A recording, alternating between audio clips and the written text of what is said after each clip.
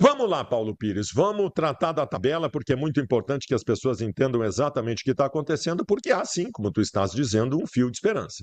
Há um fio de esperança, a tabela apresenta esse fio de esperança, o que não apresenta o fio de esperança é o Inter. Eu não acho que o Inter vai vencer o Bragantino, por exemplo, mas existe a possibilidade de vencendo o Bragantino do Inter sair. Paulo Pires, a primeira coisa, coloca como está a tabela, sem fazer projeções ainda. A tabela, neste momento, como ela está, para a gente mostrar para a galera. Começando para começo de conversa, Baldasso. O Inter ontem só dependia dele.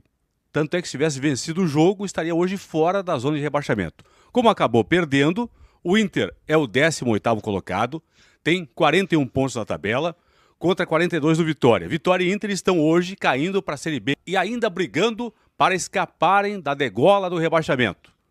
O Fortaleza, hoje o primeiro clube fora do Z4, tem 43.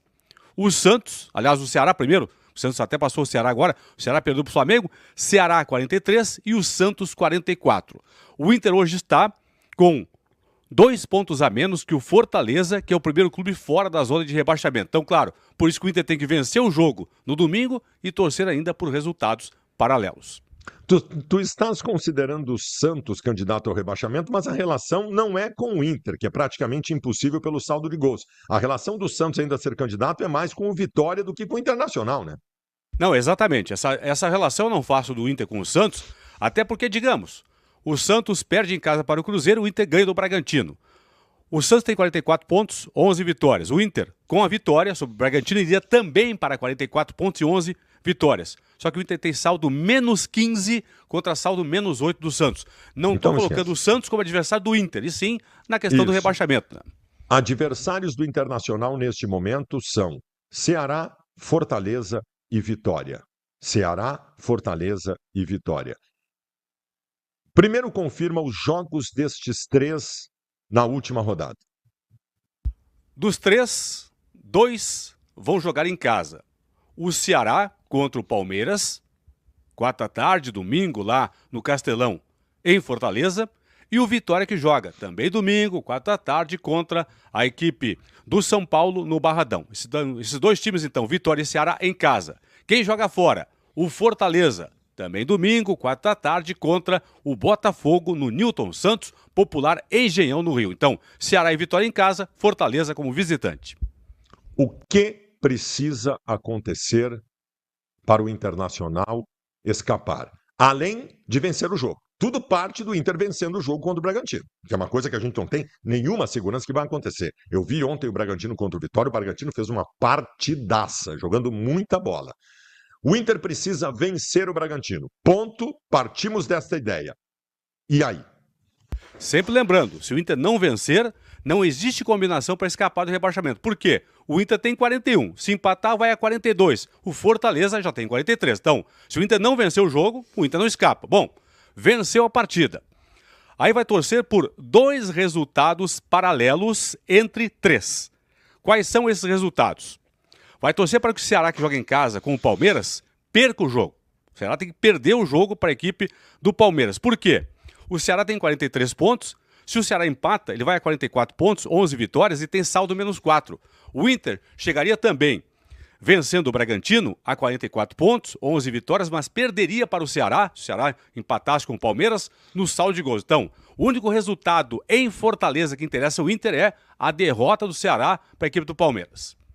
Salvador, Barradão, Vitória e São Paulo. Aí, algo mais tranquilo, vou botar entre aspas aqui, mais tranquilo para o Inter a situação.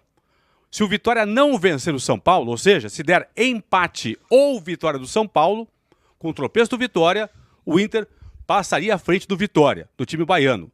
Se o Vitória não vencer o jogo, então, e o Inter vencer o Bragantino, o Inter fica na frente do Vitória. Terceira alternativa, o Fortaleza que joga no Rio, perder para o Botafogo.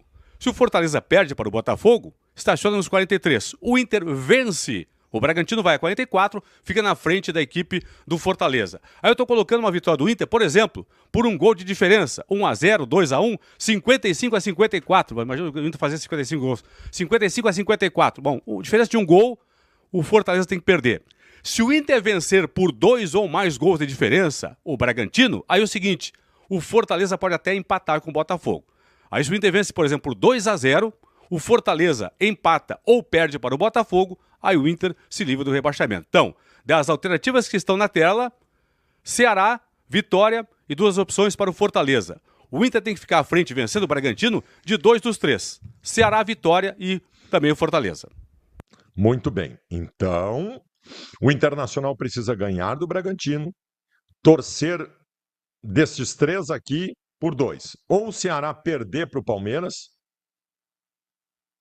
ou o Fortaleza perder para o Botafogo no Rio, ou então empatar se o Inter fizer mais de 2 gols de diferença. 2 ou mais, né? 2 ou mais. E o Vitória não ganhar do São Paulo. Paulinho, eu quero que tu me fale ao que brigam neste momento o Palmeiras, o Botafogo e o São Paulo. Deixa eu começar por quem briga por alguma coisa. Deixa eu começar com o São Paulo. O São Paulo foi com a vitória sobre o Inter para 51 pontos. Ele vai jogar pelo empate para garantir, portanto, o 8º lugar. E depois vai saber mais adiante, depois da Copa do Brasil, se ele vai ter uma vaga na Libertadores ou não, se o campeonato vai virar G8 ou não. Então, o São Paulo briga pelo menos para empatar com Vitória para garantir essa pontuação de 8º colocado. Eles não têm chance. Não tem mais chance, isso não tem mais. Por quê? O Botafogo tem 59 e o São Paulo tem 51. O Botafogo ainda joga hoje contra o Cruzeiro. Então, G7 não tem como, tá? O São Paulo está brigando nesse jogo. O São Paulo precisa, para garantir, como todos os jogos são no mesmo horário, nós não vamos saber o que está acontecendo nos outros jogos, o São Paulo precisa pelo menos empatar com o Vitória. Ótimo, porque esse empate nos serviria. Acho que esse resultado acontece, tá? Eu acho que esse resultado acontece. Vamos para os outros. Tá, só tem uma questão importante também que eu tenho que ressaltar aqui. O adversário do São Paulo, pela briga pelo 8º lugar, é o Bragantino. É o Bragantino.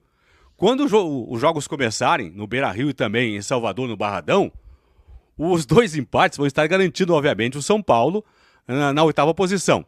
O problema para o Inter é que se o Inter faz o gol, o Inter tem que fazer o gol, né, contra o Bragantino para vencer a partida, consequentemente, o São Paulo poderá até perder para o Vitória. Mas isso aí é com o andar da rodada, né, com o andar dos jogos. Né? Mas o São Paulo vai entrar em campo tendo que pelo menos empatar com o Vitória, ok? Ótimo, e eu acho que isso vai rolar. Que mais? Vamos lá. Vamos passar agora para a equipe do Ceará. O Ceará joga em casa com a equipe do Palmeiras, certo? O Ceará, obviamente, está brigando para não cair. O problema é o Palmeiras. Aí é o problema do Inter. Porque o Palmeiras ontem E esse jogo o Ceará tem que perder para o Palmeiras para nos interessar. Não, só perdendo. Por quê? Se o Ceará empata, o Ceará vai a 44 pontos. Aí o Inter vence, o Bragantino também vai a 44 pontos. O problema é que aí os dois vão ficar com 11 vitórias e o Ceará tem, no momento, saldo -4 contra -15 do Inter. Então não adianta o Inter vencer o Bragantino e o Ceará empatar com o Palmeiras, porque o Inter vai perder para o Ceará no saldo de gols. Então, vocês estão percebendo? Obrigatoriamente o Ceará tem que perder o jogo, Baldasso. Vocês estão percebendo que o Inter ter tomado tanto gol já ferrou o Inter em 2 dessas coisas aí. 2 dessas coisas, contra o Santos e contra o Ceará. Ter tomado tanto gol. Muito bem. Paulinho, o Palmeiras não tem nada a fazer, correto?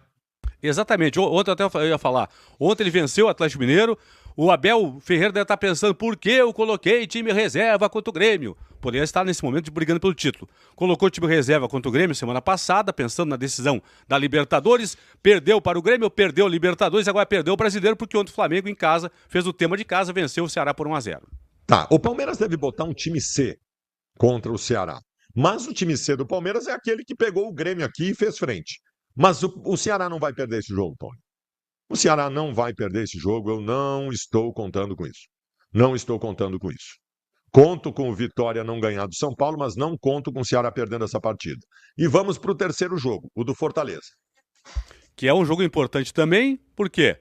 O Fortaleza pega um Botafogo que já está na Libertadores do ano que vem, mas no momento, na chamada pré-Libertadores.